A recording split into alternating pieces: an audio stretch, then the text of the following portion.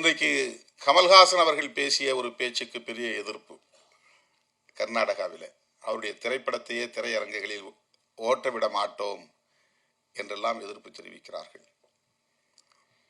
தமிழிலிருந்துதான் கன்னடம் தோன்றியது என்ற கருத்தை அவர்களால் ஏற்க முடியவில்லை. ஆனால்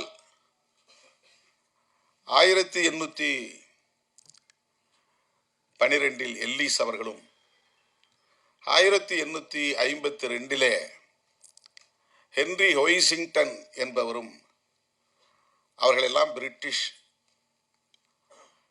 குடிமக்கள், ஆங்கிலேயர்கள். அவர்கள் தமிழை கற்று, தமிழை ஆய்ந்து, தமிழ் அறிஞர்களோடு உரையாடி, அவர்கள் தென்னிந்திய மொழிகளான தமிழ், தெலுங்கு, கன்னடம், மலையாளம், துளு போன்ற மொழிகளை எல்லாம் ஒப்பீடு செய்து, அதன் அடிப்படையில் அவர்கள் முன்வைத்த கருத்து இந்த மொழிகளுக்கெல்லாம் மூலமொழி தமிழ் என்ற கருத்தை உறுதிப்படுத்தி இருக்கிறார்கள்.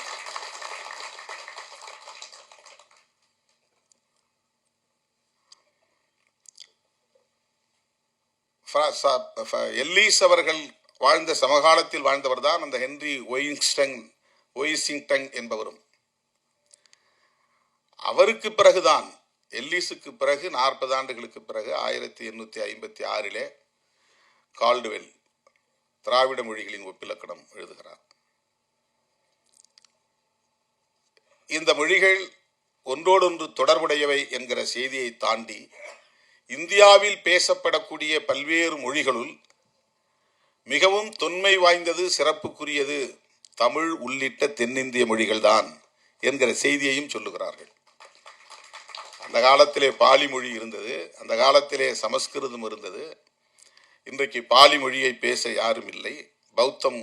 புத்தரே பேசிய மொழி பாலி மொழி என்று அறியப்படுகிறது. இப்போதைக்கு அது பேச்சு வழக்கிலே இல்லை.